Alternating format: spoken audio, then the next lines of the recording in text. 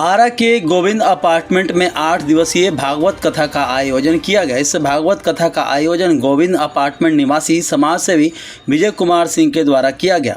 आयोजक विजय सिंह ने बताया कि 8 दिवसीय भागवत कथा में पूज्य श्री विधि शरण देवाचार्य जी महाराज वृंदावन मथुरा के द्वारा प्रवचन किया जा रहा है।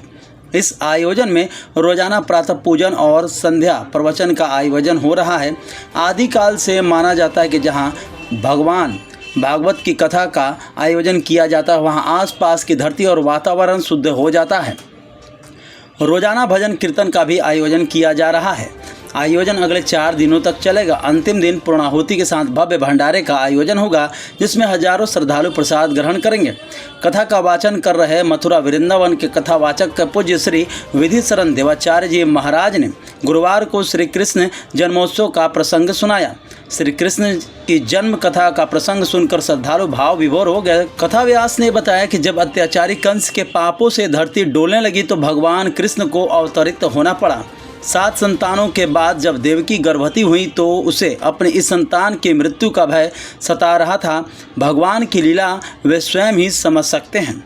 भगवान कृष्ण के जन्म लेते ही जेल के सभी बंधन टूट गए और भगवान श्री कृष्ण गोकुल पहुंच गए। प्रवचन के दौरान उन्होंने भगवान श्री कृष्ण का जन्म का पूरा पंडाल जयकारों से गूंजने लगा। श्रद्धालु भक्ति में लीन होकर जमकर झूमे। आचार्य ने भक्तों से कहा कि इस श्रीमद् भागवत कथा का रसपान हर व्यक्ति को करना चाहिए। कथा में मनीष सिंह, राजीव सिंह, इंजीनियर धीरेन्द्र सिंह, किशोर पाठक, रणविजय जी, अनिल श्रीवास्तव, रमेश ठाकुर, राजीव रंजन सिंह, अजय सिंह, रंजीत सिंह सहित कई लोग शामिल रहे। धर्म का प्रचार कर पाऊंगा। अर्थात सुखदेव जी महाराज मृत्युलोक भूमि पर उसी कैलाश पर्वत पे बर्फीली हवा चल रही और उस ठंड के कारण पशु पक्षी ने वहां से उड़ गए, वह अंडा बना। अब महाराज कैलाश पे रहते क्यों कौन है? तो बाबा भोलेनाथ है, माता पार्वती के साथ। ऐसा कैलाश पर्वत है। तो नारद जी के मन में विचार आया कि जब तक सुखदेव जी धरती पर आएंगे नहीं तब तक धर्म का प्रचार होगा नहीं। 7 दिवसीय भागवत कथा का आयोजन हुआ है गोविंद अपार्टमेंट डीएम आवास के पास। क्या कहेंगे इस कथा को लेकर? पहले तो मैं अपना नाम बताऊंगा। मेरा नाम विजय कुमार सिंह है। मैं गोविंद अपार्टमेंट में ही 3rd फ्लोर पर रहता हूं और बहुत दिन से मेरा जिज्ञासा था कि एक भागवत कराऊं। मैं यहाँ भागवत करा रहा हूँ। यहाँ आरा शहर से लेकर अपार्टमेंट के दोनों ब्लॉक के लोग आके सुन रहे हैं। कहाँ से कथावाचक आए हैं? ये मथुरा से हैं, वृंदावन से। उनका नाम क्या है? श्री विधि शरण जी महाराज जी। जी, कितने दिनों का यह है? ये 1 तारीख से 7 तारीख तक चलेगा। 8 तारीख को भंडारा होगा जिसमें आप सभी लोग निमंत्रित हैं। माता पार्वती जी से मांगिए, गणेश जी से मांगिए, नंदी के कान में करिए। तो डायरेक्ट शिवलिंग पे जल नहीं चढ़ाना चाहिए। पहले अर्घा पे चढ़ाइए।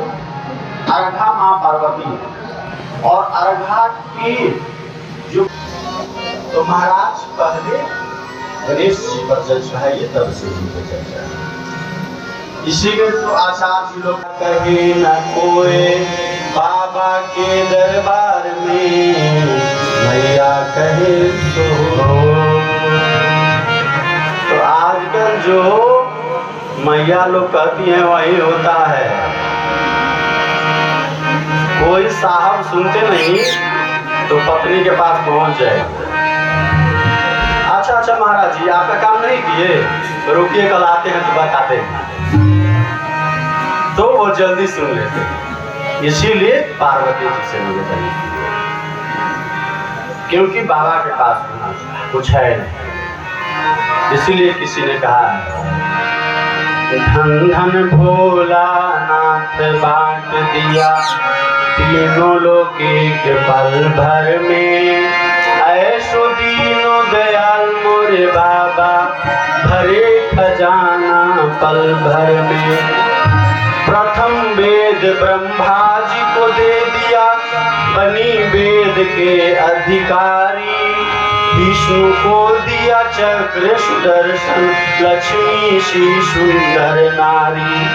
अपने पास में कुछ नहीं रखते, अपने पास में कुछ नहीं रखते, मस्त रहे बागंबर में।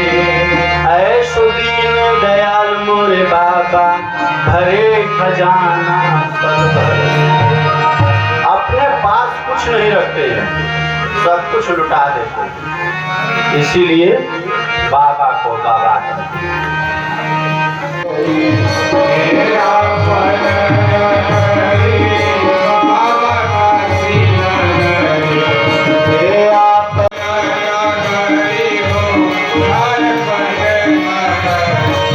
बाबा ले चलियो मन के अपन मंगली, बाबा ले चलियो बाबा